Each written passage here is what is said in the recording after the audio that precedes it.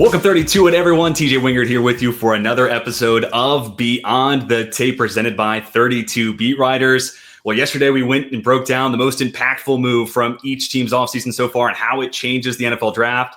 And today we get to put all that to the test. And we're going to go through a post-free agency mock draft. And today I'm joined by one of my favorite draft analysts out in the biz. I think if you're doing a Mount Rushmore of the best doing it right now, you got to include this guy. He is CBS Sports' own host of the Pushing the Pile podcast, frequently seen on the With the First Pick podcast. It is my honor to welcome Mike Renner to the show. Mike, thanks so much for taking the time, man. Appreciate you coming on. Thanks for having me. I don't know about all that in the intro, but I appreciate it nonetheless.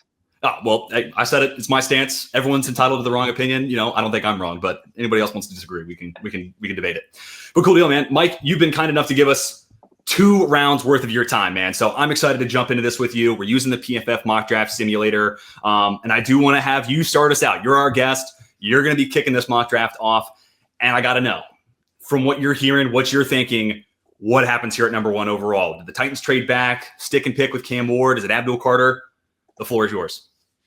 I guess I got to ask, is this what I would do, or is this what I think is going to happen? Yeah, that's fair. For the number 1 overall pick, let's go with what you think will happen.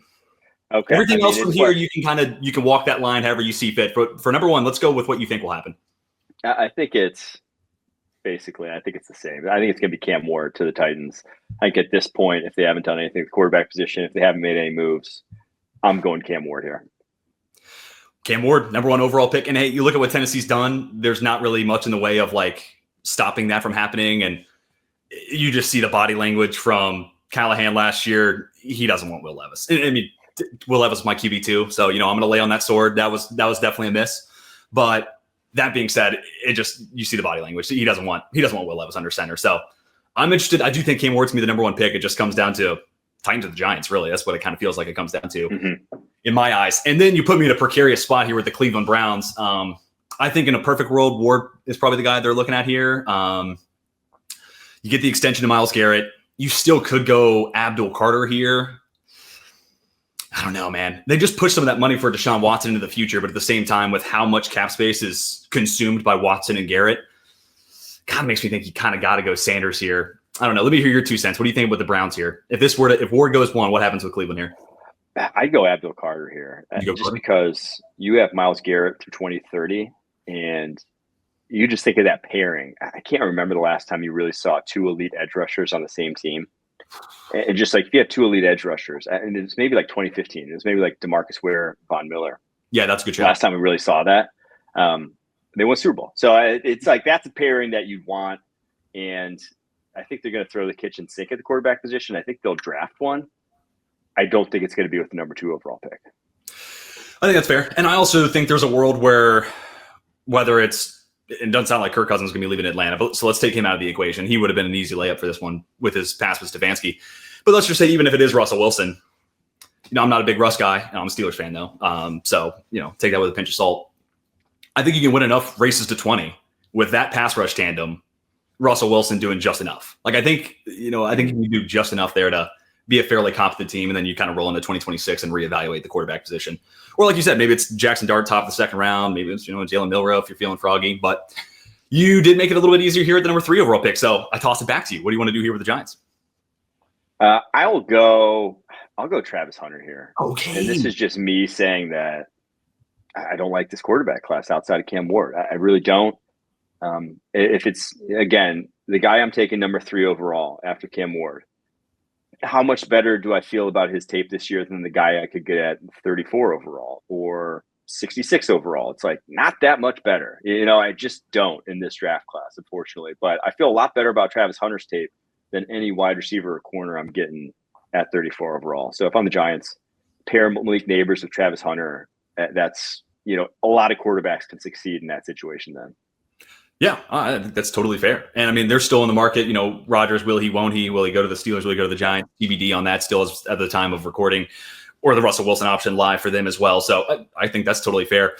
My only concern there is it feels like the worst kept secret in the NFL. Joe Shane and Brian Daboll kept their job to go get a quarterback. So it feels like everyone in the world knows that maybe is the direction they're leaning. But if you're just talking best player available, to me, it's not even a question. Sanders versus Hunter there. You got to go Hunter. Mm-hmm. Which then makes it spicy here for the Patriots. And I don't know how you feel, but a lot of their free agency moves, I feel like complicate what I want to do here. You bring in Milton Williams at a big tag, or a big free agency contract. So it's like, do you go Mason Graham with that? I don't know if you have to. Travis Hunter's already gone, so we can kind of pass on that. Could go the Will Campbell route, or Ted McMillan. You put me in a spot here. I'll do something a little different. I haven't had a mock where this happens yet, and I'm going to go Ted McMillan. I don't necessarily love it. I don't really love it. I could go offensive line. I just don't think Armand Membu is going to flip over to the left side. I'll go Ted. I just feel like, let's go Ted. Big body, target. And then they could still, I bet they're still kicking the tires on Cooper Kupp. I know the Cowboys have thrown their hat in that ring now. Doesn't seem like that's super likely, and I don't know why you would take CeeDee Lamb out of the slot, just me personally. I'll go Ted McMillan. Again, I haven't really done a mock with this as a possibility, so we're going to explore some different possibilities. That's the fun of this exercise. So I'll go Ted there at 4 overall, and I give you the Jags at 5. Yeah, I think that's kind of a nightmare scenario for the Patriots. Yeah, 100%. Just because, they went out and spent all that money on Milton Williams, spent all the money on Christian Barmore. You can't draft Mason Graham, and I think a lot of people think that, after Abdul Carter, Travis Hunter, that's your next best position player. So, yeah, if that were the case, I'd love a trade down if I was the Patriots. But obviously in this, we're probably just playing it straight. If they were to trade down, who comes up though? Takes two to tango. For Mason Graham, is that who you would be trading up for in this spot? Yes, but who would then at that point? Who's really willing to give up a bunch to go get Mason Graham? I don't know if anyone really is. Maybe the Raiders might give you something. Yeah, but I don't know at that point because Mason Graham I think would go 5 and will go 5 in this mock draft. I'm going Mason Graham for the Jacksonville Jaguars just to kind of round out that D line. I think that's they love seeing the Patriots sign Milton Williams, I think. 100%. Well, and I think James Gladstone had a press conference today where they were like, "Hey, you haven't done anything on the defensive line." He's like, "I know." Pretty much, it's just like, it's a good group, and I want to get those young guys on the field. And you basically put it in pen at this point. Like, if Mason Graham's there at 5, welcome to the Jacksonville Jaguars, buddy. Yeah. Then that takes us to the Raiders. You know what? This is going to be a fun one because, again, I like doing mock drafts just to explore different possibilities. Who could go higher than normal? Who could fall? With the Geno thing, I don't think that stops you from going Shadur Sanders here. But at the same time, I don't know if I'm going to put that many eggs in this basket for the quarterback class. So I'm going to go Ashton Jeanty here. I think it's a good offensive line. Jackson Powers-Johnson, I assume, is going to move over to center. They bring in Alex Kappa, Colt Miller, good left tackle. And plus, it's in the Pete Carroll DNA. We want to be able to establish the run. So I will say Will Johnson's in play here, but when it just comes down to it, my personal rankings, Jeanty's one of the 4 blue chippers I got this year. Will Johnson's not terribly far off, but I'm going to go with the best player I see available on the board. I'm going to go Ashton Jeanty here. That leaves me Jets at 7. I'm going to go Armand Membu here. I think they need a right tackle. He is a right tackle. The other 2 guys, obviously the top tackles class are left tackles. That would probably sway me towards Membu for them. And that just builds, you're kind of trying to, the 2 Lions coaches that left the Lions. Right. Building what the Lions did in terms of elite offensive line. This gets you in that ballpark if you're the Jets. Well, this is almost kind of perfect because I originally found at the time 2-for-1 drafts leading up to the 2020 draft, right? That was the Penei Sewell, Jamar Chase draft. And you look at, I'm not saying that Penei Sewell and Armand Membu are 1-to-1, but 33 1/4 arms, but great on the move. You could see where you could sell yourself in an argument specifically here with this Lions staff coming over and Aaron Glenn, where it's like, that's my equivalent or best that I could possibly do between free agency and the draft. So I think that's great. And then you throw in the fact that it's Justin Fields, right? You want to tap into his legs. And now, run right side behind, whether it's AVT and Membu or whoever that right guard ends up being. That's awesome. I don't know how you don't get pumped up about that if you're a Jets fan. I like that a ton. That's one I need to get in my mocks more often. I do think Ted McMillan could be potentially there if he made it here, but obviously not available. So he would be an awesome compliment to Garrett Wilson. I do want to ask you real quick, is Membu your OT1? And also, where do you stand on the Will Campbell situation? What, first percentile wingspan? Not ideal for tackle.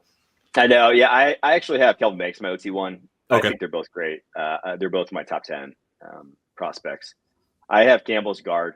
I do think that it shows up on tape, unfortunately, against speed specifically. And it's just, it hurts. It's tougher to play tackle with that in the NFL. I'm not saying he can't, but it's just going to be more difficult. And I think he's just going to be capped. Whereas at guard, I don't think he'd necessarily be capped. And shoot, you see how much guards are getting paid nowadays. It's not like it's that much less valuable position. I think he could be a great one. So it doesn't obviously, it's going to tip the scales a little bit towards the guys who can probably play tackle, especially when you have a tackle need like the Jets.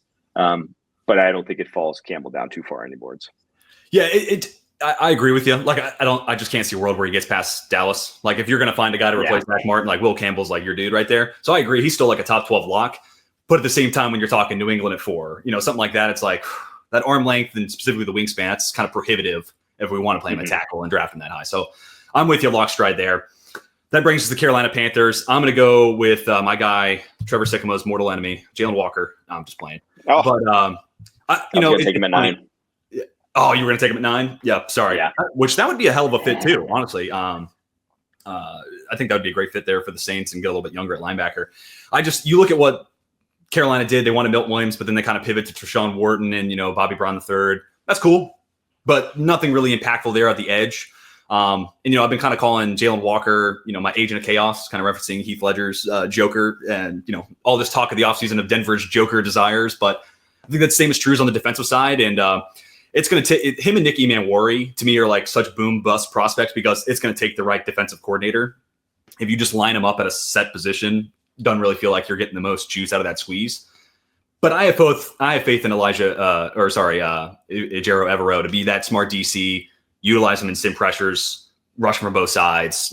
I just want to make a quarterback diagnose where Jalen Walker is. Is he dropping? Is he rushing? I want to take up that amount of time each and every snap. And I think Walker could just give you so much versatility there, and you can do so many different things with them. But it's going to take the right team, the right coach, the right scheme. So I get why some people are a little bit lower on him, but big Jalen Walker guy. So sorry to snipe you here. I give you the Saints here at 9. Oh, gosh. I'm debating. I think I'm going to go Will Campbell here. That's a great Even though, like I just said, he's a guard.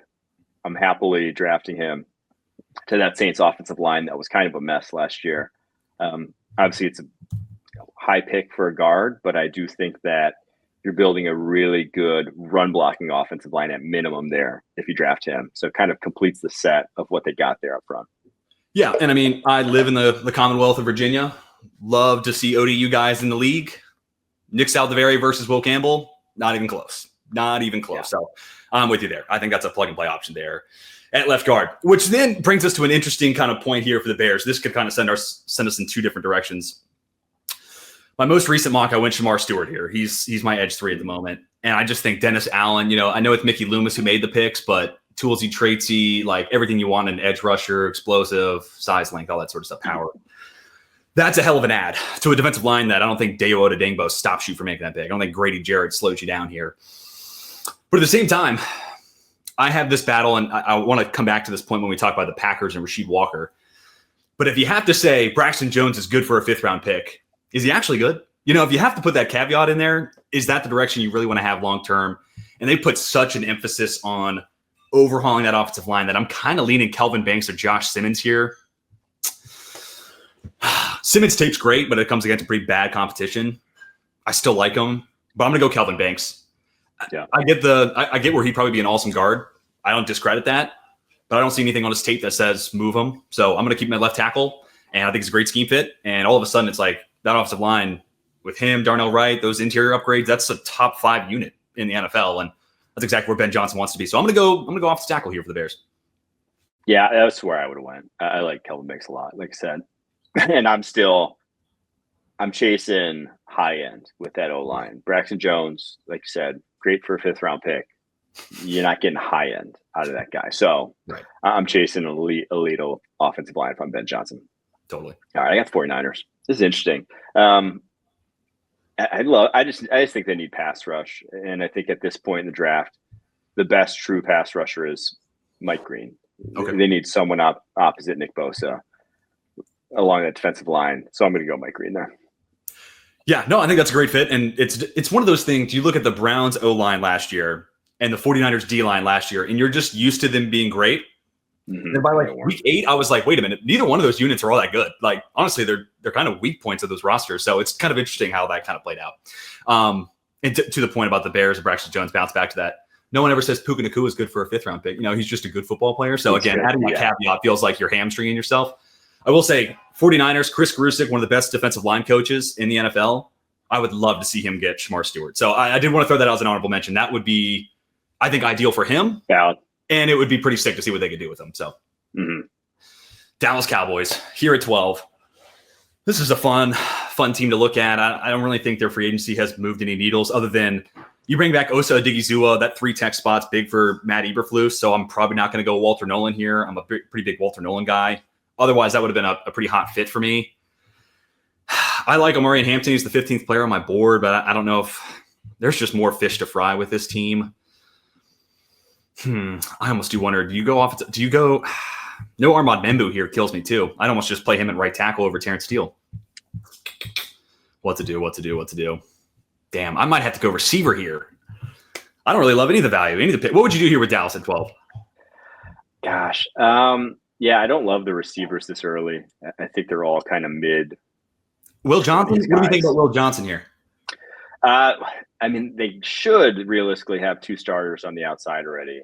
And then they hire you on trade. Trayvon Diggs. Obviously, injuries, those guys have not stayed healthy. So I don't hate Will Johnson here if you're just going like BPA. I think the fit I'm intrigued by is Jihad Campbell. But obviously, it's pick 12. It's a linebacker. But, man, in that defense, he'd be so intriguing with all the speed they have up front already. Yeah. Well, in my head, I kind of came down to Jihad Campbell or Shamar Stewart. I know they drafted Marshawn Nealon last year, and he was supposed to be the Tank Lawrence replacement, but I almost do wonder, could Shamar Stewart do a lot of that stuff? Nealon coming off a pretty big injury. Campbell's fun. I was a big DeMarvion Overshown guy coming out of Texas. He was my off-ball linebacker. Good. 5. But he just gets healthy. Playmate. Yeah, that's – now therein lies the problem. Shamar Stewart or Jihad Campbell. What do we want to do here? You know what? Let's have some fun. Let's go Jihad Campbell. I'm cool with that. Right. No guarantee DeMarvion Overshown ever comes back to what he could potentially be. And Eberflus, I can't think of like a linebacker that's ever been an impact player for him other than was Roquan Smith there that first year in Chicago? I can't fully remember. But anyways, he's a Swiss Army knife at linebacker. I like him in coverage. He's a good run defender, flies downhill, great pass rush upside. So get a little creative there with Matt Eberflus. Give him Jihad Campbell. I like it. All right, I'm going to go for the Dolphins since they cut Kendall Fuller. I'm going to go Will Johnson. I like that. Will Johnson, Jalen Ramsey. Just don't worry about the corner position. 100%. And they already got a good pass rush too, right? TBD on what. Yeah. Bradley they're not drafting that, but you at least got Chop Robinson, right? So I think that's great. I would love to see Walter Nolan be that type of Christian Wilkins replacement that they haven't found yet, but Zach Sealer's solid, so you could probably make do there. How lazy do I want to be here, Mike? Is this a Tyler Warren spot? That would be so fun. That being said, they have other needs you could definitely go to here. That interior offensive line's looking a little barren. I'll admit I'm not the world's biggest Tyler Booker guy. I think he's like 29 on my board. So this is a bit of a reach for Tyler Booker for me, but what do you think? Do you think this is a good scheme fit here? Do you think this could be a good spot for him? I don't think they necessarily need interior offensive line. I don't think they necessarily need tight end either. They just need Anthony Richardson to figure it out. But if he could draft Tyler Warren, he could just get like 200 yards as a rookie in that offense if Richardson doesn't figure it out. So I don't know. I'm trying to think where I'd even go on this one. Well, all right. Well, hear me out. I'd love to hear your take on this. I feel like I'm on an island here. I value the slot probably more than what feels like anybody else. I think it's become the cornerstone of an NFL defense in a few years. Within the next 5 years or so, I think we'll look at that position that way. We'll see. Time will tell. But Jahdae Barron to be this like Kenny Moore replacement / like Mike Hilton for Lou Anarumo. Any way we think that kind of makes sense? I know they still got Kenny Moore, but what are your thoughts there on Barron? He's definitely a Lou Anarumo defensive back, right? He loves versatile guys like that. So let's go Barron. I think they would covet someone like him. And Kenny Moore's getting up there. You obviously signed a couple free agents who are themselves, Cam Bynum, super versatile. So load up in that secondary after it was so weak a year ago. Yeah. No, I'm with you. So I'm going to go Jahdae Barron, long-term guy in the slot, but also a lot of different zone coverage. So if they keep Barron off the line of scrimmage, I think those sub 30-inch arms will be hidden pretty well. I will say, honorable mention to the Falcons. I think Jahdae Barron plus Braden Swinson, like 2-round haul for the Falcons, that would make my day. I'm not even a Falcons fan, but I think that would be a great one too. But I give it to you with Atlanta. All right, I'm going to go Michael Williams. I have a little higher grade on Williams than I do Shamar Stewart. Okay. And I think he's a little bit more of an immediate impact guy for them. Yeah, and plus low moving costs. You got to love that. He gets to stay in the state. Yeah. It'd be interesting to see like how would we talk about Michael Williams if he just had, I don't know, 100 reps this year, getting to play stand up outside linebacker. Just like pin his ears back and go. Like I don't think it would take much for us to be wowed by him. And Georgia just refused to give it to us. So shout out to the Bulldogs. Appreciate them for doing that. Arizona Cardinals. I think I got to go Kenneth Grant here. Again, I have Walter Nolan ranked ahead of Grant, but it's close. And I just, I think Nolan could play some nose, but out of those two, I feel a lot better about Kenneth Grant being that guy. But he's such a good athlete. You could also do some 3-tech stuff with him and passing downs. I think you get a lot of work out of Kenneth Grant. It's just going to come down to, is he Vita Vea or is he more than that? Is he just a run defender or can you get some consistency out of his pass rush stuff? So I'm going to go Kenneth Grant there to the Cardinals at 16. Yeah, that one feels like one of the more likely ones to actually happen come draft day. They have such a big need on the interior. And that's the free agents they haven't really addressed yet. Yeah. For the Bengals, this is one of my favorite fits. I'm going to keep doing it all draft season until draft day, and it's Colson Loveland. I know it's blasphemous to say Loveland over Tyler Warren, but I think for the Bengals specifically, you don't give a shit about the run game, right? They need another weapon in the pass game for Joe Burrow. That's what this is all predicated on. And just give him that reliable target over the middle of the football field. Like I'm just going to keep saying, I don't think it's a coincidence that the two most successful quarterbacks in the past 20 years had the two best tight ends in the past 20 years, right? Like getting that guy over the middle of the football field who's reliable, that has rapport, that you can go to on third downs, crunch time situations, that you know where he's going to be, and like you can adjust on the fly. I think that's so valuable. And to me, Colson Loveland is 100% that guy in this class. Well, yeah, and I mean, this is the team that just paid Mike Gesicki $8+ million a year, right? And like, imagine a better version of Mike Gesicki almost. Yes. It's Colston Loveland, dude. And I mean, I just looked up Gesicki's contract. There is nothing there that is like long term. You could cut him next year and save $3.5 million, or you could just trade him to a needy team at the deadline this year. So if he's there, that's actually a hot fit. I like that a lot. Yeah, and Colston Lovelands don't come around every year. They don't. Right. And it's funny. So I have Warren with a slightly higher grade than Loveland. And so therefore he's like a little bit closer to Brock Bowers. But if you're like, who's this year's Brock Bowers? Like I want a Brock Bowers on my team. That's Colston Loveland way more than I would say it's Tyler Warren personally. So interesting stuff. All right. Seattle here at 18. They haven't addressed interior offensive line, but I don't want to get too greedy. I almost do wonder if Tyler Warren could be something they go to here. I just don't know. I'm trying to think about Clint Kubiak. I know he was the pass game coordinator in San Francisco, but or it might have been the OC that year, but not calling plays, obviously. Could he go and get his type of fiddle? Or Luther Burden. Actually, I don't really see Burden as like a perfect complement to JSN. I almost wonder if Matthew Golden or Igbuka are almost more, well, not really Igbuka, but Golden maybe.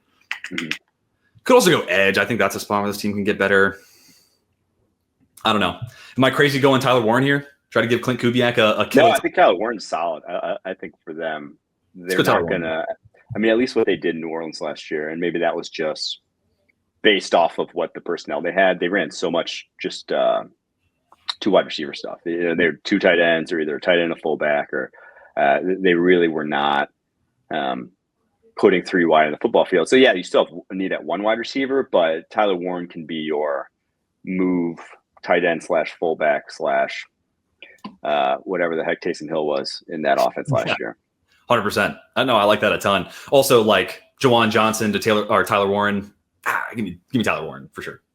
Yeah. All right. Bucks. Let's see. I'm trying to think with the Bucks. I mean, pass rush, they can definitely upgrade. They signed Hassan Reddick though, but like, what's he got at this point in time? Man, not going to go wide receiver, obviously. Tight end just came off the board, so we're cooked there. I would love to keep making this O-line better, honestly, and just keep investing. Ooh. I don't hate that whatsoever. Just lost Robert Hainsey in free agency. Mm-hmm. And the corners are gone. Gosh, this really didn't set up great for them in terms of what they need. This is like, let's just go Shamar Stewart, just because. I like it. Just add them to that mix. They got some, Yaya Diaby. They got some freak athletes. Just add another. I think can't strengthen that defensive line enough. They kind of know where they're sitting in this NFC hierarchy, and it's, they're clearly behind other teams. And how do you get there? You gotta have a dominant unit, right? You got to get a unit that can compete with the likes of the Eagles in the NFC. And I think getting that defensive line to that point, a Shamar Stewart can get you there. Yeah, and I mean, Hassan Reddick, that's a 1-year deal too. So yes, you're drafting for 4 years, so I wouldn't even put him into the mix. But also Stewart's different than him and Diaby too, so I think he's a good flavor to add to that room. Mm-hmm. All right, Denver Broncos here at 20. I'm kind of intrigued by Luther Burden as a yards after the catch guy that I just don't really see. I mean, Marvin Mims is interesting, but I don't know. I don't really see him as that yak guy within the offense. Could also go, I might go Marion Hampton here, just to give them a running back option. Let Javonte Williams go. My only concern there is, one, they just drafted another UNC running back, Javonte Williams, a few years ago. But is Sean Payton really going to get the juice out of Hampton fully? I feel like he's such a committee guy that I don't know if this is really the best spot for Hampton, but you can't always make that the basis of your pick. I also think Zach Allen's a free agent next year, right? So could this be a Walter Nolan spot, or even James Pierce Jr.? I'll go. I also really like Hampton for the Vikings, but I don't want to get caught reaching down the board thinking about that. What do you think about Burden to the Broncos? I love Burden to the Broncos. Yeah, that's what they're missing. I'd mock that a bunch. Yeah. Okay. We're going to go with Luther Burden. I'm just taking your work and running with it. Cool. All right. Steelers. Save my squad here, Mike. Save them. I'm going to do kind of what I just did with the Bucs and just say, I want Derek Harmon on this football team. Oh, yeah. I like that. I think he is a Steelers defensive lineman. I think he fits in perfectly. And obviously Cam Hayward, incredible a year ago. It ain't going to last forever, right? By the time Harmon's rookie deal is up, Hayward will have been retired probably for a couple seasons. So it's a forward they can pick, but it's a guy that keeps your strength, a high-end strength there. Yeah, 100%. And he's if the Steelers still had their second-round pick, I would tell you, I thought we were going to be in the Milton Williams market. I don't know if we actually made a strong push there. But otherwise, I was like, Darius Alexander feels like a second-round Steelers pick through and through. Move that guy around. Let him be that, kind of a future Cam Hayward replacement. But I also think Derek Harmon's definitely in that mix. Him and Keanu Benton would be an awesome tandem long-term, too. So I'm absolutely fully here for that. Los Angeles Chargers at 22. This is one that I would love to go Hampton. I don't think Najee Harris necessarily stops you from doing that. But at the same time, I don't know. Correct me if I'm wrong, but has Jim Harbaugh ever really put significant eggs into the running back basket? Because even in San Francisco, I don't Gore. Yeah, but was that with inherited one? But then, yeah. Well, that was with the contract, though, not a draft pick. Marcus Lattimore, right, in the third, I want to say, after the gruesome knee injury, and then it just didn't work out. Yeah. But, yeah, I can't remember any other guys they really went after. Yeah, and then even with Greg Roman in Baltimore, I think they were paying Ray Rice good money, but I can't think of a significant draft pick. And I might just J.K. Dobbins in the second round, I guess, but not first round value. So I'm going to kind of steer clear of that. I do think receiver is definitely a spot that could get better. Neither one of the tight ends are here. That would have been ideal. I kind of lean Igbuka here. But I'll be honest, Khalil Mack's a 1-year contract, and James Pierce Jr. is kind of staring me in the face here. And I feel like he could be a killer for them. Look at my other options. Yeah, Pierce or Golden. This is a tricky one. You have a lean there? Or, what about Walter Nolan? Poona Ford's out the building. Get a run defender like a Walter Nolan. What do we think about that? I like Walter Nolan there. Let's go, Walt. My guy. Even though I liked him in Green Bay, but, can't win a Well, this dude, Mike, I have been this has been the point of my week I have been most looking forward to. I know I talked to the Senior Bowl a little bit about it. Mm-hmm. And I've got so many questions I could ask here, but most of my mocks are corner because I just don't see Jair Alexander staying there in Green Bay. Maybe I'm right, maybe I'm wrong. We'll see. Eric Stokes is gone now too.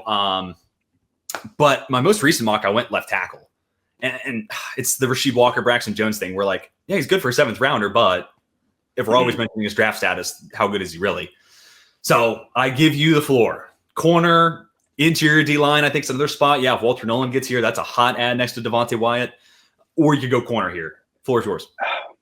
Man, I see. I don't love any of the corner value at this point.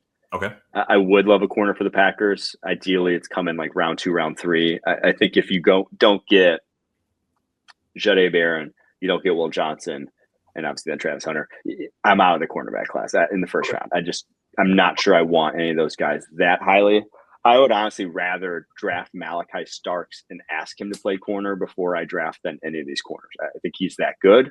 Okay. Unfortunately, the Packers have 3 starting safeties. He's 100% not a need. I want Malachi Starks on my football team for the Green Bay Packers. I just don't think it's in the cards because I would run the card in for a guy like that at this point in time.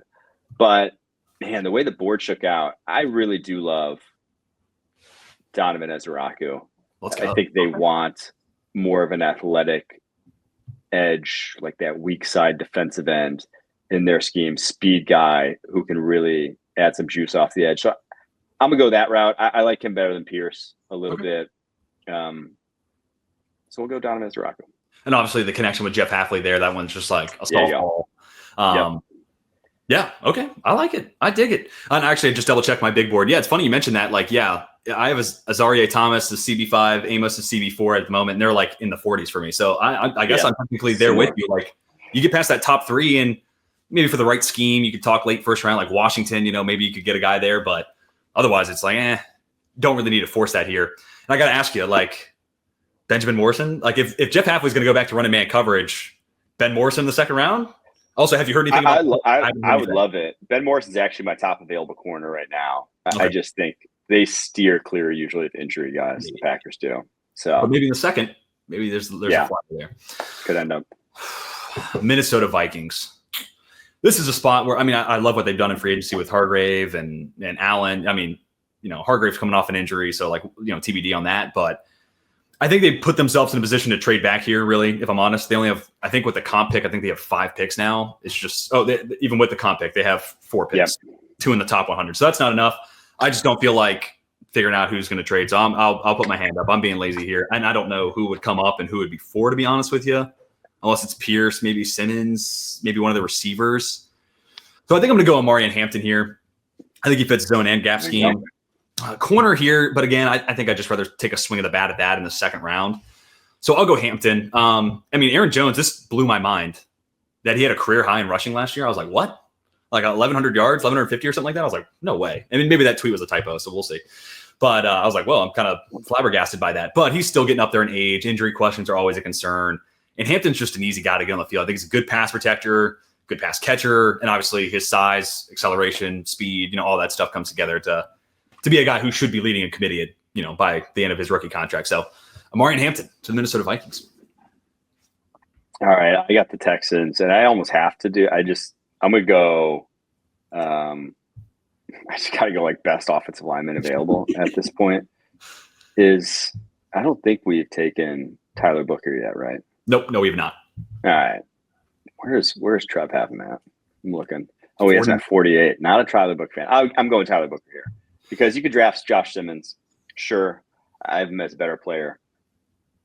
I have no clue about that injury. It's a serious knee injury. Him playing next year is not a for sure thing. Tyler Booker play next year. If you tell me one guy I have to bet on this draft class is like a solid starter as a rookie, as an offensive lineman, he'd probably be the guy I'd bet on. I just think he's NFL ready. Yep, I'm with you, Lockstride. I saw Dane Brugler tweeting the other day saying the reports of the medical for Simmons have been positive, so that's good. But Simmons player number 22 on my board, Booker at 29, so they're pretty close. But I will say, I have not gotten throughout this entire process the people mocking Booker to Miami and Seattle and all these wide schemes. If there's a place for him to go, it's this Nick Casey offense, right? Like ties to New England, traditionally gap scheme, with the Los Angeles Rams as they've converted to a gap scheme. So I think if there's a fit for him in the first round, Houston's the one that most stands out to me. But again, then who's your left tackle? Titus Howard? Holy shit. Don't do that. That's not a good, I wouldn't do that. So, Well, they Blake Fisher last year, right? But he's at right tackle, right? So yeah. He's played both over the course of his career. That's fair. Played left last year when Tunsil went down. But I do think they said they plan on flipping So Titus Howard to left tackle, Blake Fisher to right tackle. Which to me, he played some left guard last year, but you're right. Fisher did play left tackle, so yeesh, not a place you want to be for the Houston Texans. It's just amazing. You watch the Bears being like, hey, rookie contract quarterback, let's go get these veterans and have these offensive linemen play good right away. And the Texans in a very similar spot are like, you know what, screw all that. We're going to go get young guys, but oh well, that's their cross to bear. Los Angeles Rams. This would have been a great spot for some of those offensive tackles we still have on the board, but that is now no longer. I mean, you could get a right tackle to eventually be a Havenstein replacement, but I'm not going to do that here. Devontae Adams there, Cooper Kupp. Greg Zabel's kind of interesting. I know they did bring in Coleman Shelton, but I don't know if that stops anything. This is wow. We've kind of hit a tough spot. I would love to see Jack Besh somewhere there in the second round for them. They could also be a trade back team. I feel. You know what? Actually, I know we talked about we don't love the corners here, but dude, that secondary is woof. I feel like you almost got to go corner here. I'll go Trey Amos. I'm not necessarily in love with it. It's probably a little early for me. But let me just pull up their depth chart real quick. From what I remember, it's a barren group. So I'll go with Trey Amos. They've just got to put some eggs into that basket. A cornerback tandem of Kobe Durant and Darius Williams is not going to stop me from going corner round one. And Darius Williams is a player, so that's not really Williams slander. It's more Kobe Durant, I guess. But anyways, I'll give it to you with the Ravens. All right, I got the Ravens. I'm going to go for them. I'm going to go Nick Gordon. I think I have him as higher edge on my board than James Pierce. I have him higher edge on my board than, who else is on the board here? He's the highest edge of my board left. I think the Ravens they continue to stockpile D linemen. He's versatile to play in that scheme. Yeah, totally. And I mean, dude, how pumped up were you when you saw 256 at the combine? Like, I looked at Purdue when they had them listed in 2023, and it was 280. But I'm like, no way, brother. Like, if he was 280 at A&M, like he was at least 265, 270, somewhere in that ballpark at Purdue. So, and I think this is a good scheme for him too. Get some more stand-up edge rusher reps. I think this is actually a really good spot for him. And we're still kind of waiting on David Ajabo. Is that Woney, Adisa Isaac, third round pick, how much do you want to weigh into that? So I think it's a good spot for them to go. I will say Malachi Starks kind of feels like a good Marcus Williams replacement. So plus get my boy Kyle Hamilton back into the nickel. Yeah, I debated. I love Starks. No, but if you got a higher grade on Scourton, like no knock from me. All right, Detroit Lions here at 28. I mean, I might have to go James Pierce Jr. Again, it just feels like, I don't know why in free agency they haven't really done anything with it. You bring back Mark Davenport, hurt by week 6, over under. That's unfortunately that's just kind of where I'm at. So yeah, I think this could be a fun one for a few different guys. Like Zabel is like a Frank Ragnow replacement long term, would be really #fun to watch. Sorry, you'll have to forgive me for that. But that's a call back there. I'll go with James Pierce Jr. Just go get him a killer, man. Now it gives you kind of a lighter edge tandem of him and Hutchinson if they're both on the field. So maybe you got to figure out a rotation where they're both not out there on rundowns. I get that. But when it comes to 3rd and 13, those two guys pinning their ears back, going after a guy, that's gonna end a drive. So I'll go James Pierce Jr. for the Lions. All right, give me Malachi Starks for the Commanders. Oh, I love that. The fall is too far. They don't necessarily need safety, but they need secondary. And again, I think he can play anywhere. The guy's that good. I think he'd be a great pick. Well, I almost wonder in that spot, like with Mikey Sanders still and how well he played on the boundary. I didn't see that coming out. He was a nickel for me through and through. And again, I don't say that's a bad thing. But could you almost just play Starks at your slot at that spot and just let the guy in that he box? Just takes over where Igbenogany was playing. Yeah, perfect. And that's actually very. And Starks is pretty good man coverage, and that's what Igbenogany was supposed to be. But Buffalo Bills. Oh, dude, if we're gonna do a predictive thing, I kind of hate this because I just don't see a world where Eman Wari goes in here and after his combine he probably goes round 1. I'll be honest, I see a 2nd round talent, but like freaky athletic testing. So like I get it. But I just don't see this being a scheme that maximizes him well. So I can't do it. I'm not there with it. The Buffalo Bills. What I want to do here. Darius Alexander is kind of a fun idea. Move him around the defensive line. Tyleek Williams. What other defensive interior do we have here? Fred Oliver. I might also go edge. I don't, like Joey Bosa, 1-year contract. That's not stopping anything. This also would have been a good Malachi Starks spot. I don't think they're going to go receiver. Otherwise, Golden maybe is a little interesting here. Zabel, I think their interior offensive line's fine, right? I think they've done okay there. I have to double check. I think I'm going to go interior defensive line. I don't know how Science Torrance has been playing. I'll be honest. I haven't watched each and every rep of his over the last year or so, but I'll give him he's definitely the weak link, but they're not going to upgrade. They're not going to move on. It's not so bad that they move on from him, in my opinion. All right, let's go back and let's take a look at the edge and defensive interior guys.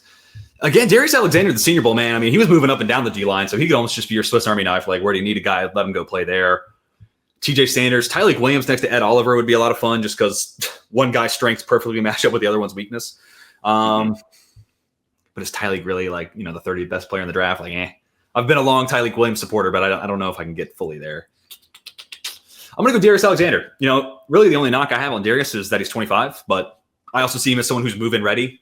And again, I'd move him up and down the defensive line, quick hands, very quick feet. If you're a contender, this is a plug-and-play option for you, and that's exactly where the Bills are. So, all right, I got a debate in my hands for the Chiefs. On one hand, I think Gray Zabel is a good starter for you fairly early on. Yeah. Probably left guard, where Joe Thuney was. On the other hand, I do think Connerly will figure it out. I think he's got a good combination of traits. I like the improvement I've seen from him. And it's like they really do need to figure left tackle out, even if I don't think Jalen Moore is actually – I don't think he's that bad. I think that was pretty solid signing by them where they got him. It's a debate, but I think they need to go O-line one way or the other. Totally agree. Gosh, let me go Connerly.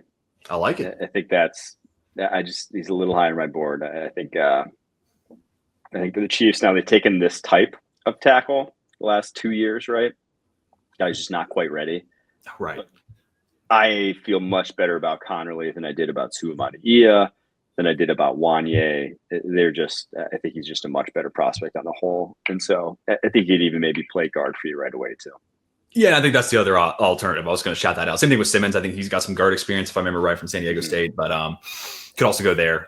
Zabel, the only thing with Zabel, it's when Thuney moved to left tackle, all of a sudden left guard became the clear and obvious weakness on that line. So that's where maybe the Zabel conversation. But the other thing with Jalen Moore, I have to double check his playing history, but he was the swing tackle in San Francisco. I would be shocked if they didn't give him any sort of right tackle, practice. Or reps, so I almost wonder, could he replace Juwan Taylor in a year? If Connerly works out and you need to move a guy, I almost wonder if that could be an option for you too. So, and if push comes to shove, he's $15 million a year. If you don't get Jalen Moore on the field, you'll live to see another day. All right, Philadelphia Eagles. Could this be Josh Simmons? He played right tackle some at San Diego State. I don't think the right tackle tape's good, but Jeff Stoutland we trust, and he gets to sit for a year behind Lane Johnson, gets to recover from that injury. I think that'd be fun. And Emeka Egbuka is also kind of hard to pass up just because, dude, that offense, that receiver trio. Sorry, I'm going to do it again. That's the definition of fun to watch. But it's also such a Howie Roseman thing. We got to go. I feel like you kind of got to go edge consideration here. You know what? Actually, I think you and I did a good job. We got to clear out my first round edges. Yep. They're gone. Damn, nice. I always have one guy who lingers into the next round. Well done. Mike Renner. We're getting it done. In that case, you know what? Let's go Josh Simmons. And I think if there's a place where it works out with him flipping over to the other side, again, Jeff Stoutland, that's the guy to make it work. So, and I already got experience on the right side. So I dig that a good bit. I've got it pumped. I've never done a 2-round mock yet. Not even. Oh, really? I've only been either watching guys or I've never really gone this deep. So it's the first time I'm even thinking about round 2. Oh, I appreciate you letting me be the first, man. This is awesome. Yeah, happy to do it. I'm gonna go Jackson Dart for the Browns. You dog. I don't have him this high on my board, but again, I'm not gonna wait around to the third to see if he's still there. If I'm the Browns with where I'm at the quarterback position, so I think he could. I'm not saying he probably won't start for you next year with what they have already. I don't know if he's beaten out Pickett, but sure. They're going to throw the kitchen sink at this quarterback group just to see who rises to the top. Again, you look at the cap hits beyond next year between Deshaun Watson and Myles Garrett, you're going to need a cheap quarterback. That's the only way that roster is going to be functionable, to be honest. So I don't hate it. My doomsday scenario for the Steelers is I'm totally cool with Rodgers coming. I'd prefer Rodgers over Russ, just me personally. But my doomsday scenario is we sign Rodgers and then draft Dart at 21 and just have the most all-time aesthetic quarterback group. I don't know, maybe all-time quarterback aesthetic. That'd be a debate for another day. But let Dart sit behind him for a year, and I'm I don't know. I'm not necessarily in love with that. Where do you have Tyler Shuck right now in your quarterback rankings? He's my QB3 at the moment. Oh, nice. I have him, I think 5. Okay, 5. Cool. Who's your 4? McCord? I have Gabriel. Dylan Gabriel. Cool. That's cool. Gabriel. Okay. It's hard not to like. Board here. He might come off the board here in a second. Okay, let's go, Mike Renner. I got a kick out of speaking of Shuck and Dart. Todd McShay had both those guys in his top 32. And I was like, look, I'm all about like big board, including position value. But come on now. As much as I like Tyler Shuck, I think he's like 56 on my board, weighing position value. So it's like, let's pump the brakes there, big guy. He's really gassing up this class. There is something. I mean, each guy has something to like. I don't think it's a terrible class. I just more see it as like I'd rather take the chance on these guys in round 2. But it wouldn't surprise me if they become starters. They played so much football, these guys. Oh, I totally agree. Well, and that's where like comparing it to 2022. Like if you're telling me in a vacuum, like Desmond Ridder or Kyle McCord any day of the week. Kenny Pickett probably should have been a 3rd rounder if we're honest with ourselves. Kenny Pickett versus even Quinn Ewers. Like I'm not really fully ready to give up on Quinn Ewers if he gets the right landing spot. I just don't think his feet are like all that great. But like to me, this class has more of those guys where like, if you squint, you kind of looks like a quarterback. Yeah. Anyways, Giants here at 34, man. So you drafted Travis Hunter to play receiver, right? Yes. That was your thinking? Okay. Because we got Golden Buka here. I mean, to be honest, you could still probably add that room. I know they just gave Sterling. Was it Sterling Shepard? No, Darius Slayton. Slayton. Slayton. Those two guys might as well be the same human in my brain. They just gave Slayton $12 million a year. So I don't know if you can fully do that here. Hold on. Gray Zabel might have to be the pick. Because no disrespect to your former Packer legend, John Runyon, but I just don't think he's worth the money they gave him. Greg Van Roten's also not like a long-term piece. So could you do that? Or if you're drafting Travis to play receiver, let me look at the corners.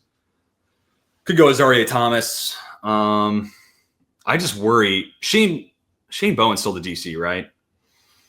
How much man coverage? How much man coverage is he running? You brought in Paulson Adebo, though. That that's kind of a signal of like, hey, we're going to run some man coverage. So, and it hasn't really worked out with Deonte Banks. I do think it's a better scheme fit for him, though. So, I don't know. Is it too early to give up on Banks? I had a 1st-round grade on him, so maybe probably not. It probably is too early to give up on him. I think they're going to roll one more year. Okay. Let's give him one more year. I'll go Zabel. Zabel. I like that call. They've just been so bad on the inside, and Greg Van Roten is like not a long-term piece. Who was that guy the Packers had? Dean Lowry. Greg Van Roten and Dean Lowry occupy the same like void in my brain where it's like, if that guy's playing for you, find an upgrade. So I'll go with Gray Zabel there. 3 position flexibility. Anywhere you need him on the interior, that guy can line it up and do it. Oh, this could not have worked out better for the Titans. I'm going to go Emeka Egbuka here. Oh, that's gold. Falling to pick 35. The biggest need, just falling in their lap. Let's do it. Dude, and him and Cam Ward, like I think you saw Cam Ward grow and be able to play more within an offense, partially because of his just natural maturation, but also because of an Xavier Restrepo type being there. So love that as like the safety blanket option, inside out flat. Yeah, that's a great ad there. To the Jags with Mason Graham. Look, this might be Matthew Golden is who I have as the highest ranked receiver, but if I'm honest, I'm kind of looking at like Ayumanner as like he's not really Mike Evans, but could he be like a Mike Evans type? You know what? Speaking of that, small detour here. I hate to do this. I feel like as a Packers fan, this is probably like your worst nightmare, and this happens every year. But I like Ayumanner, Jaden Higgins. Any chance you guys go receiver 1st round and just get Christian Watson the boot? Personally, I would love that. They don't do 1st-round wide receivers. Right. I don't think they will. Yeah. 2nd round, though, if I think either of those guys are on the board, they'd pick them. It's a good shout. Both. All right, I just had to ask. Had to ask. The Jags, did they sign a corner? I might be making that up. Corner could be my play here. Oh, they brought in Jordan Lewis. That's what it was. But that's so weird because Jerry Jones is, I thought, a good nickel. So I don't know what they're going to do with Jordan Lewis. But because of that, I'll hold off on corner for now. Matthew Golden, or do I go for the big body guy? Oh, man. What have I done? Look, I'll be honest. When I wrote down Golden. They haven't. Sorry, what were you saying? Eman Warrior hasn't come off the board, and they would need. There we go. Let's go, Eman Warrior. There you go, Mike. And sometimes it's tough doing these with like a simulator that, like Eman Warrior gets a little buried there. So Let's go E-Man Warrior. Dude, that safety tandem has just been bad last few years. I think that's a great shout. Yeah. I like him both. I like him most in the nickel. If I was going to put him in the first round, I guess Seattle, I don't love it at 18, but it's just kind of like the Jalen Walker thing, who's a good defensive coordinator and who can I trust? Mm-hmm. So we'll see what happens here with the Jags, but they needed an upgrade at safety. It's a good shout. Thanks for saving me there. All right. Got the Raiders. I asked Ginty in the first round. Uh-huh. So we want to tote the rock. We need wide receivers. Yeah. Golden's on the board. I think I just got to go Golden. It's just values too much. Ran 4.29. Al Davis would love it. Oh, dude, this is like an Al Davis legacy pick. Like the guy with the 4.2, that's the pick. He actually might go 12th overall or 6th overall, actually. I don't think Tyler Lockett's officially signed there. Maybe there's a world where he doesn't reunite with Pete Carroll. That could totally be in the cards too. So, and even if he does, it's probably just a 1-year contract. Either way. New England. What do we do? Oh, Ted McMillan. Okay. Oof. Is Ariante Ursary still on the board? Yes, he is. I think that's. I believe he is. Yes, that's the pick right there. Ariante Ursary. I think I like him better in a zone blocking scheme. So kind of TBD on that. But otherwise, I like Ursary a good bit. Looked pretty good at the Senior Bowl. I think he's just got a little bit of hip stiffness. Say that 10 times fast. Mm-hmm. But otherwise, I think a pretty good prospect and could be an intriguing guy, even late one for the right team. So I'll go Ursary there to New England. All right. I got the Bears. Bears kind of at this point. So they went, obviously, Kelvin Banks, left tackle in the first round. They don't really have needs, I would agree, so to speak. There's not really a glaring. I think the one position I'd actually like to upgrade the most, just looking over their roster, I don't love safety. But I don't love their running backs either. I think if they could tap into this running back class, I might call it a little early, but I really love Dylan Sampson. Yeah. And I think for them at this point, I'm going to go Dylan Sampson. He's went 4.42 at his pro day. It was awesome last year at Tennessee. I think he's the guy that is your Jahmyr Gibbs-ish back in that offense and just kind of phase out DeAndre Swift a little. He just is not. I mean, there's a reason why Detroit kicked him in the curb in the first place, right? I don't think Ben Johnson's going there for a reunification. Super excited. And not just a 4.42 at his pro day, a 1.58 10-yard split. That's my RB6. You had him at RB2, right? Am I remember that right? Which, dude, I totally get it, especially in a zone blocking scheme. His one cut ability and just acceleration, top end speed. How could you not love that? I think there's room for him to grow as a pass catcher too. It's just he's a 1-year starter, so figuring that out. I'd probably go Quinshon Judkins there, but him, Caleb Johnson, Dylan Sampson, home run threat. That's the spot to draft a running back to me. I wouldn't do it at 10. Yeah. Just me personally. All right, New Orleans Saints. Will Campbell's a great pick. This is another one. If Darius Alexander made it here, I think this would be I think they'd be jumping at the bit for that. This might be I like Ayu Manor spot. Ayu Manor or Higgins. Give him that big body X. I also feel maybe I'll do Higgins because I feel they got two guys who work great down the field, and Olave can do some intermediate stuff. But I almost wonder if they're just kind of looking for a big body guy, work in the middle of the field, more of the intermediate stuff. So Higgins or Alec Ayu Manor. Who do you have ranked higher? I think I have Alec. I have Higgins higher. Okay, you got Higgins slightly higher. It's a good combine. He looked awesome at the Senior Bowl too. Do I want to agree with the rationale there? I think he's a body type they're missing, or just a skill set they're missing. It's either TJ Sanders, Tyreek Williams, or it's Jaden Higgins, and it's just you just drafted Brian Brzee, but it's Brian Brzee. It's he hasn't really worked out yet. I'll go with Higgins just for the hashtag vibes and for something a little different. All right, gosh, Bears. This has got to be your worst nightmare, Packers fan. How do you sabotage Chicago? Man. Oh, you know who we have not drafted yet? Now, I'm not saying they're going to do it, but we haven't taken Shadur yet. Oh my God! Which is funny because this is where I have him on my board. Which I think I'm not saying it's if it's doing what we're doing, I would not have picked him yet. There's not a team I would have really loved to have given him to. I'll take care of him next pick. We had Dark ahead of Shadur. That's just fucking hilarious. We totally forgot about it. I don't have a high grade on him, so it's not even that crazy to me. And I think, if he was going to Cleveland Browns, I think the grades are close enough to me that if I was in a cold weather, open area city like Cleveland, I'd lean towards the stronger arm quarterback, which Dart is in that scenario. So totally. Gosh, let me go. Let me just beef up their defensive line. They obviously have done it in free agency, but I don't think Grady Jarrett's a long term. I saw him last year. I did not love what I saw. Let me just go Tyreek Williams. Love it. Just a solid. I was debating actually going with Donovan Jackson from Ohio State, the other Ohio State guy, just to continue to beef up that offensive line and basically give you a 2 deep of guys. But let's go Tyreek. Let's beef up the defensive line. Hey, I like that a ton. Him or TJ Sanders, both sound super fun to me. And dude, Tyreek, man, there was one point where he was like player 30 on my board. And I started watching more games, and it felt like his hands got a little bit slower in each game I watched. So I don't know. Might just have to go back. Maybe I was just getting more tired throughout the course of the day. But I'm a big Tyreek Williams fan, and he's just an easy guy to get on the field because what does he do well? He stops the run. Like, boom. I know what this guy does. All right. New York Jets here at 42. We're going to get slandered for this, but like I'm totally fine with it. I'm going to go Shadur Sanders.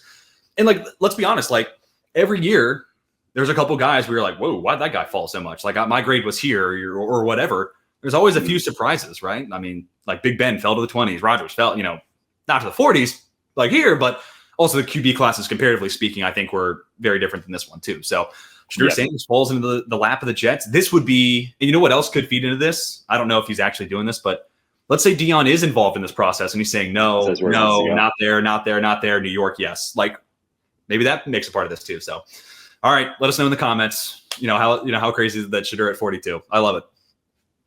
All right, I'm going to take Donovan Jackson off the board for the San Francisco 49ers. Just a guy who's left guard, left tackle, even in a pinch if Trent goes down. That O-line lost a lot and didn't have a lot to begin with, Well, I think with how he moves, former 5-star recruit. I've been high on Donovan Jackson for a few years now, kind of waiting for him to come out.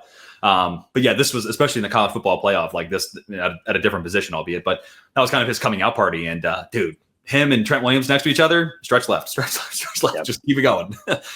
All right.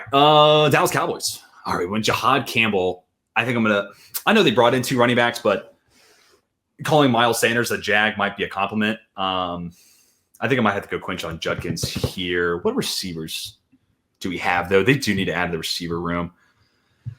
I like A.U. Manner's kind of a fun guy to partner up with CD. I could go for that. You know what? I'll go. I like A.U. Manner. I feel like I'm always going running back somewhere here in the first 2 rounds for Dallas. And frankly, they have the luxury of continuing to wait. It's a great class. Like if you get DJ Giddens in the 4th round, like I think there's not that much value lost versus drafting a guy here. And I'm a DJ Giddens guy. So whoever your 4th round dude of choice is, I don't know how much meat on the bone you're missing versus taking a guy here at 44.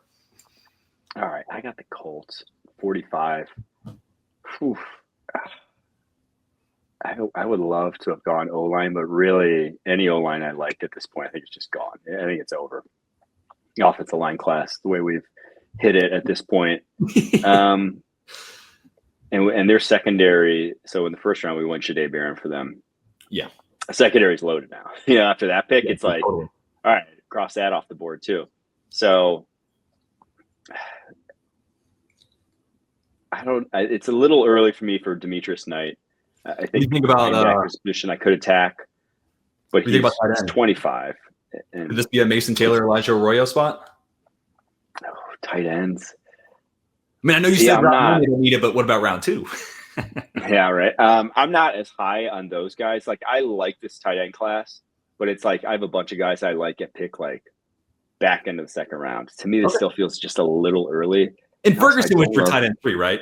Ferguson? My tight end 3 is actually Fannin, then Ferguson. Oh, there we go. That's what it was. Sorry. But Fannon's like, I would draft him here. I don't think for Indy. Yeah. I don't know if they would. Actually, I don't know. For Indy, I think it could. Let's go Fannin. I like Fannin. I think he could do some of that, cross the formation blocking stuff, get the lead out in front guy. I think they could be creative with him in a way that he could fit there. So let's go Harold Fannin. Well, I mean, you also got Shane Steichen, right? And like coming from Philadelphia, using a lot of 2 tight end sets, right? I think that's a guy who kind of understands how to utilize that dude and free him up. You're going to make one of the owners of 32 beat writers very happy. Like anything Harold Lannon propaganda, this like Matt is jumping all over. So nice. This I love him. I think he's great. Yeah. This is easily the highest I've had him go in any of my mocks, which I like Harold Fannin, but it's also, again, loaded group. So, all right, Atlanta Falcons. Again, I would love to see a world where they get Jahdae Barron and Braden Swinson. That's not really a possibility here. So we already went Michael Williams. I think like Jack Bech would be kind of an interesting add to that offense. I just think what he does well kind of matches up with those kind of in-breakers, working middle field, stuff like that. But I do feel like corner is a really a big area of need. I really like Darian Porter. Like that's a corner that's really hard for me to quit. Like big, athletic, can play man, but also ball instincts, good in zone. But I'm going to go Maxwell Hairston. I just think his click and close ability, I think he can hold up in man coverage, but his athleticism and ball skills, I would almost just rather see playing some off cover 4. And that's, that's kind of the bread and butter, the backbone of Raheem Morris. So AJ Terrell to be the shutdown guy, Maxwell Hairston to be the playmaker. All right. I got the Cardinals. Went Kenneth Grant. Man, I might double dip at DT here. I'm going to go Alfred Collins just so I get, you got signed Dalvin Tomlinson. He's getting up there, right? You have one of the worst DT groups in the NFL, even with Kenneth Grant and Dalvin Tomlinson. Just give me like 2 fat boys in the middle of that. I think both can go. I mean, Collins is much more of a nose tackle, whereas Grant can be versatile, but either can, go up and down, and all of a sudden your run defense is just like transformed over the next few years if those guys hit. All right, so who's the pick one more time? Sorry. Alfred Collins, Texas DT. Oh, dude, you know what? That's actually a really fun ad too. And now you look at that D-line with Collins. Sorry, I had my day job bothering me, so that's the unfortunates of the real world. But Alfred Collins, Kenneth Grant, and Darius Robinson, move those guys interchangeably. I like that a ton. I like that a lot. Mm-hmm. Miami Dolphins. What did we do round 1? Will Johnson. Okay, cool. Let me. I know they added James Daniels. I know they brought back our guy Liam Eichenberg. Go Irish. Aaron Brewer's still there. You probably still could go guard here and consider yourself pretty happy. Unfortunately, it just really hasn't worked out with Liam Eichenberg. But you know what? They've ignored it for so long. Why not? Let's do it one more year. I'll go TJ Sanders here. I was talking earlier, like Walter Nolan being that type of replacement for Christian Wilkins. Let's just copy and paste that analysis onto TJ Sanders. I wanted to like Sanders a lot more. I think he can add pass rush. I think he'd be a third down guy. I just hated him in the running game. I just worry about his play strength. So I'm a lot lower on Sanders, actually. I have him like in my 80s on my board. Yeah, I remember exactly what South Carolina had him listed at, but then he went to the Senior Bowl and he was like 290, and then he got to like the combine and he was even lighter than that, like 284 or something like that. So I was like, weird. But I think for Miami, I don't think they mind too much. All right, Bengals on the clock. I would love to add to the secondary, but they just have so many guys they've already taken early recently. I'd love to add O-line, but again, like I said, I don't love any O-line at this point in time with where they're at. Let's go. I'm gonna go to corner. Okay. I'm gonna go to cornerback. I'm gonna go Zaire Thomas. Okay. I like it. He's just at this point, I think the value's too much. He's top 40 guy, I believe, for me, right at the back end of my top 40. Just get them someone who's solid there at the corner position at this point. Yeah, and he's player number 40 on my board. It'd also be fun to see Xavier Watts go there. I'm planning on at least one of our Golden Domers being in Cincinnati, whether it's probably Jack Kaiser, if we're honest, kind of like shades of Junior Colson and Jesse Minter last year. I also think RJ Open probably ends up in Cincinnati. Something's just telling me RJ is going to be in the AFC North. So cool. Zaire Thomas there at 49. Seattle Seahawks. We went Tyler Warren. I love that. And we actually get 2 picks over the next 4 with Seattle. Jack Bech could be fun, but then you got 2 guys where it's like, what is Bech and JSN doing vertically? Like, I don't, honestly, I'll probably take a break on receivers at this point of the draft. I do like Bech, but I just worry about him and JSN together. I know they've been adding at linebacker, but this could be an interesting Demetrius Knight spot. I know Tyrese Knight was solid last year. Ernest Jones was pretty good for him. All right, I'll pass on linebacker here. Damn it, we already got tight end. We got to go into your offensive line. But damn, dude, we kind of cleaned that out. I think Cameron Williams is like an interesting second-round guy for the right team, like Philadelphia, but we've already gone there. Shapilo's an interesting guy, but, I'd prefer him in the third. Marcus Bowe, same thing. I think he'd be a great center for y'all, Green Bay, that is. Savaiinaea or Milam. Again, I think I prefer him in the third round, but – and then Tate Ratledge, I think I like him in the third more. So, yeah, we're just kind of like a round early on all these guys for Seattle. Let me check out their edge group one more time. Didn't they just – they signed Tank Lawrence, so I'm not going to do that either. Shoot, man. Kind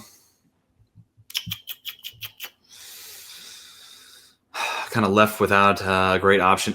Josh Jobe is technically a starting corner. Could corner be in play? Could you go with like two monsters on the outside, Reek Woolen and Porter? You got Devin Willis nickel. Ugh. I would love that. Or Chavon Ravel, dude, like to the same degree. Like insane, size, speed, ball skills guy. Oh man. You know what? I'm going to kick the tires just ever so slightly. I'm going to go Jonah Savaiinaea. Okay. And I'm going to push off my secondary decision just in a couple of picks. So I'm going to go with Big Jonah here. I do think like at right guard, he would be pretty kick-ass. Christian Haynes probably better at left guard. And then I'm holding out hope. My guy, Oluwatimi, can hold up at center. All right. I got the Broncos up. First round we went. Luther Burden. Gosh, I mean, I like where I'm at with this roster. There's not a lot of massive needs.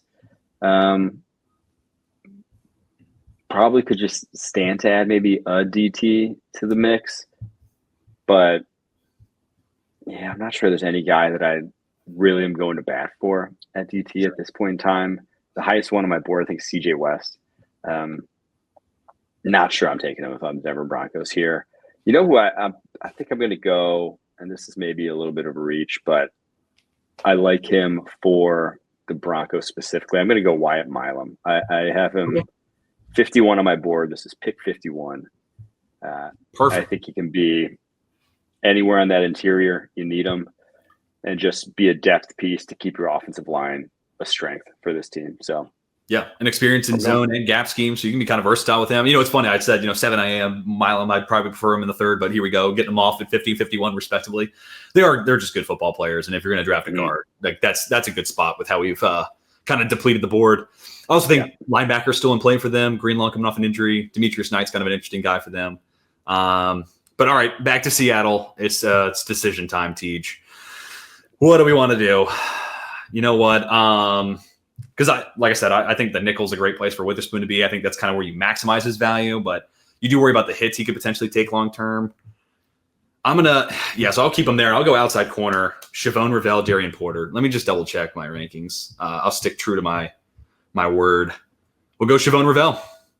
Dude, that sucks. I love Darian Porter too, man. Like I wish I could give him more love, but Chavon Ravel, man, like. Everyone posts the pick six he had against, who was that? It's the last game he played this year. I can't remember who it is. He's jumping around and takes the house. Like his pick against ODU is like where I'm like, dude, what? Like, how did he find that ball? Like that ball tracking is kind of crazy. So size, speed, ball tracking, playmaker. Give him to Mike McDonald. Sign me up for that. That's where I was going to go for the Bucs. I'm sorry. You're going to get Zion McCollum's perfect running mate in Chavon Ravel. You know what? I'll probably let me go for them. I'm going to go Kevin Winston Jr. I love that guy's tape. You bastard. He was going to be one of my picks for the Bills. And so, he's a great fit for the Bills. But put him next to Antoine Winfield Jr. I mean, you'd have two of the best. Your run defense, that's an elite run defense. You draft Shamar Stewart, you draft Kevin Winston Jr., you have that Super Bowl-esque run defense back again. Yeah, no, I think that's a fantastic fit. That's actually a great landing spot for him, too. I haven't even really thought about that. But the Bucs have been kind of, other than Antoine Winfield Jr., bringing in guys, letting them go within the season, bringing them back. Like Mike Edwards, how many times has he been a Buck in the last 3 years? I think that brings some stability there to the back end. But, yeah, I'm trying to make him a Bill. He's like the perfect split safety for them. Demetrius Knight I also think is kind of an interesting ad there. We'll ask you about Green Bay going receiver. I'll be honest with you, Mike. And you tell me. I mean, you're a minority owner of the Green Bay Packers, so you tell me to shove it if this is wrong. But I think at this point, I'm pretty comfortable in saying I think Christian Watson's the worst receiver out of those main four. Him, Wicks, Reed, and Dobbs. And no argument. Yeah. Oh yeah. You know what? You're the king of this. How many? I was trying to reference this the other day. I was trying to look it up too. How many career PIs has Christian Watson drawn? I'll have to look that up here in a minute, but it doesn't feel like a lot. And I think you do a great job. He's just like, for a guy who's supposed to stretch the field and go up and win those 50-50 balls, he just doesn't really go up and absorb contact whatsoever. I'm going to go Jack Besh. I'm going to have Besh just be a more reliable version of that. I mean, he's not nearly the long speed and he's not as big as Christian Watson, but I'm just talking about like if you took the sheer volume away from Watson and gave it to Besh, I just think Besh is way more dependable. So Jack Besh, Green Bay Packers. No, I love that. All right. And keeping in with Packers traditions, no round one receivers. Take care of it in round two. But round two. Yeah. All right. Chargers. I will go. I'm going to go Jared Ivey. I love Jared Ivey. I am his top 40 guy. I think for the Chargers specifically, he's the Ole Miss defensive end. Chargers specifically losing, Joey Bosa. This is a similar type of player. Now, obviously he's not Joey Bosa, and not a lot of people are, but he can do a lot of the same things.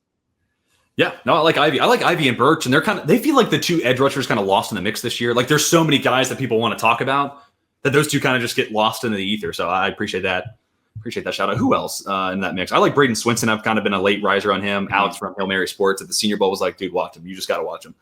And I was like, oh, okay, sure. And then I was like, oh, whoa, this guy's kind of a dude. He's pretty good. Yeah, Elijah Roberts, I feel like is a little lost in the mix too. I'm going to pound the table for Josiah Stewart in the third round. That's my DPR specialist. He's my Nick Benito of this year.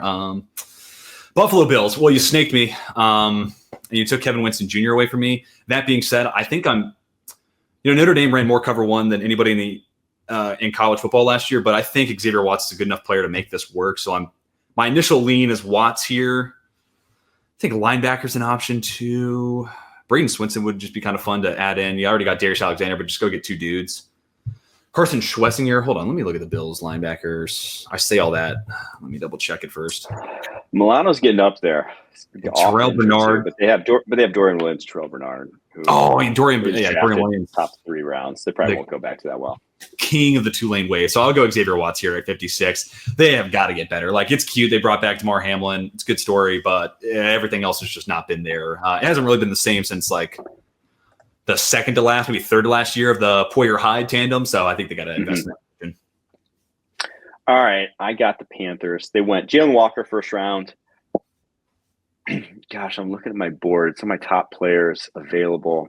They need a lot of stuff. The top guy on my board, though, who fits them, I'm going to go Benjamin Morrison. I think at this point in time, it's worth taking that chance for a guy who, if he was fully healthy, could have easily been a first rounder. So He signed with Mike Jackson. It was a super cheap deal. He's not that great. I'm going to pair him with J.C. Horn, and I think that's a better tandem. Yeah, no, I'm with you wholeheartedly. And it feels like Morrison's going to be, at least he's not going to go 22 overall, but like he could be Caleb Farley and just kind of float away and just like be forgotten into NFL history. Or at this spot, dude, him and J.C. Horn, like fourth quarter, need to stop, third down. Those two guys running man coverage on you, like, sign me up. Love that. Plus Jalen Walker. All right, Houston Texans. Man, I would love to go receiver here, but I don't necessarily know you have to. Christian Kirk is probably going to be their slot guy. We've kind of cleared out the offensive line. I don't hate again, I think Marcus Bowe is a second-round guy. And again, I think third round guy. I think Tate Ratledge, same thing, but I like both those guys. I just prefer them in the third. So let's do something a little different here. What about defensive interior? What guys on the D-line do we still have available? Shamar Turner is kind of an interesting guy, still kind of coming into that defensive interior spot. Omar Norman Locke could be fun, though. An absolute pass rush winner. I don't know what he's going to give you as a run defender, but, I know they let go of Malik Collins, but if they have enough guys to play the early downs, I'll go with Omar Norman Lott here. Right. Looks like Sheldon Rankins is signed there. Tim Settle, that's enough for me. Boom, Omar Norman Lott. Just a guy. Now it's third and long, and you got Norman Lott, you got Daniil Hunter, you got all these guys pinning their ears back coming at you. So I like that. Will Anderson, of course, can't leave him out. So I'll go with Norman Lott there. It might be a little rich, but it's just a spot they'd be wise to address. All right, I got the Ravens. First round, we went Nick Scorton, defensive end. Offense, I love O-line, but again, Yeah. I don't think there's anyone else in this offensive line class I'm really getting excited about at this point in time. Probably the guy I would love to add, since I'm not a Trenton Simpson guy, I'd love to get another linebacker, but I just think maybe a little early for the Ravens. I'm going to go – this is just going to be a Ravens pick. It's just going to be an invest for the future. I'm going to go Cameron Williams, Texas OT. Yep, and just say, hey, we know that Ronnie Stanley may not be here forever after the deal we just signed him to. We know that our interior isn't the best, and just a forward-thinking move that you could always use a third tackle. So I think that's where you're going. 100%. And I mean, Eric DeCosta, he's just, these are the Ravens are one of those organizations where it feels like every pick's at a high position value. So it's receiver, it's tackle, it's corner, quarterback, something like that. So I think that's kind of an interesting add too. And there's nothing in his talent or in his profile that says this guy couldn't be a left tackle. He just looks rough because he's a 1-year starter and 15 penalties last year. So he's just raw. But get him to learn behind Ronnie Stanley for a year, maybe 2 years, that'd be perfect. All right, Detroit Lions. We went James Pierce. I don't rule out them doubling up on edge. They doubled up on corner last year. I could just see a world where Brad Holmes is that's not going to cost me a ring this year. No shot. And I almost wonder, Braden Swenson, just go get him a killer. What else? I think they're fine at receiver. All these guys are kind of slot onlys. Could go Darian Porter, but I think the DJ Reed thing plus the Meek Robertson still being there, one of those two guys last year, that kind of solidifies that bunch. Or interior, again, we've been pounding this in the ground, but interior offensive line would be great here. But you think it's too rich for Marcus Bowe? Could he be the Frank Ragnow replacement long term? I'm not a big Marcus Bowe guy, so to me it would be, but yeah. I think he's 87 on my board, so good 27 spot reach here. Don't love that. I'll double up on edge. And honestly, at that point, I can't go wrong. Position value is going to be hot here. We went James Pierce Jr., so I kind of don't want to go Braden Swinson. I almost just want to go with a high, a early down, high floor guy like Landon Jackson. Let him be out there for rundowns, make up for the short arms of Aiden Hutchinson and, potential not great run defense you're going to get from James Pierce Jr. So I'll go with Landon Jackson. He also tested like a freaky athlete. So maybe there's some pass rush juice there that we just didn't see at the Senior Bowl. And maybe there's some meat on the bone to get later down in his career. All right. I'm going to go I'm not the biggest Landon Jackson guy, but I think at this point in the draft, it's the guy's traits are insane. Truly different kind of dude. And even if it's not Landon Jackson, insert Uman Miela, Swinson, JTT, Sawyer, any of these guys. I'm not a big Kyle Kennard guy. Jordan Birch maybe is the guy I should have gone with there. It's just talking about how he slept on. So maybe Birch should have been the move. All right. I got Commanders on the clock next. I'm going to go with Carson Schwessinger. They obviously brought back Bobby Wagner. But they blitz linebackers. So you blitz your linebackers, you want Carson Schwessinger in the fold if you're Dan Quinn. So I just think he's a Dan Quinn type of linebacker. Dude, he's seeking missile to the football. Yeah. I was late to the party on Schwessinger. I was able to watch him just before the Senior Bowl. And specifically the Penn State game, you're whoa. Jesus Christ. This guy can flip. And dude, for a walk-on, you're what? How'd that happen? And then 242 pounds at the combine, I'm yo, all right, we might have something here. So big fan of Carson Schwessinger. All right, back to the Buffalo Bills. To be honest with you, I would love to go Demetrius Knight here, but I'm just going to pass on that. I go linebacker too often for the Bills, too. That's a cop-out pick for me. Honestly, I know they brought in Joey Bosa and everything. That's a 1-year deal. And we went Darius Alexander, but I still don't think you have to ignore edge here by any stretch of the imagination. Let me see the guys they have on the roster. Because Rousseau, you can play on early downs. I'm pretty sure Epenesa's still there, right? Michael Hoyt, the savior, and then AJ Epinesa. So yeah, I'm gonna go Braden Swinson here and just get him a guy. And let's be honest with ourselves. If Joey Bosa makes it to January, Bill fans are lucky. That would be a first in a while. So he could also just be that Joey Bosa injury contingency. Just get him in there for the reps that were supposed to be Joey's. So I'll go Braden Swinson. All right, I have the Chiefs, 63. First round, we went Josh Connerly, OT. I'm going to just use this pick to use my Kyle Williams propaganda, the Washington State wide receiver, and basically force defenses to have to defend speed. You got a lot of speed now if you're the Kansas City Chiefs. Well, and I mean, like, I think second round's probably a little rich. So, but I hear you. But like, you think about them in that offense, right? And like how they've become so yak dependent. Like, I think Mahomes, like his first year starting, his like average depth of target was like almost 18 yards or something like that. And you're like, whoa. And now you look at it and it's like sub 4. And it's like, whoa, okay, sure. Or average depth of completion or whatever that number is. But Kyle Williams, Xavier Worthy, Hollywood Brown, like get these guys into space and good luck tackling them. Yep. I would dig that a ton. Like that's really fun. Plus he's got the long speed to threaten over the top. So last pick, Philadelphia Eagles. This is like my honorary Cameron Williams spot. So I'm glad we get to do something a little different. We've already gone tackle. What do I want to get? It's got to be edge. It's Howie Roseman after all. It's going to be an edge rusher. Who is most their type? I would love to go David Walker and just give like a Brandon Graham, like just slide on that roll. But I would have done that if I had fully endorsed. Sure. I don't know if I can do it ahead of Sawyer, JTT, and Uman Bielen though. It is fun though. It is fun to think. Who do they have? Because Sweat's gone too. I almost wonder if like Uman Bielen could just step into Josh Sweat's role. I was also like, I felt like the world's biggest Moro Jomo fan. I felt like I was the only one pounding the table for Moro Jomo, and he becomes a 7th rounder or 6th rounder. So love Moro Jomo. I think I had him like cool. I wasn't on an island. And Bryce Hall, top 80. Say what now? I had him like 70 something. I want to say Moro Jomo. That's higher than I had it. So yeah, you were high man on Moro Jomo. My man. Let's go. Or you know what? All right, Jordan Birch, or do you want me to go David Walker here? What do you think? Just go David Walker. Just go David Walker. I mean, screw it. It's provocative and it gets the people going, man. Like, let's go. Birch is good too. I mean, both those guys are. Look at that. We're running through all 64 picks. Mike Renner's first 2-rounder of the cycle, dude. I can't even believe that. There you have it, man. So, and so you can forgive us for why Jackson Dart went above Shadur Sanders. I'm playing, but showcasing each and every pick one more time, just so you all can let us know down below in the comments or on X, wherever you're watching.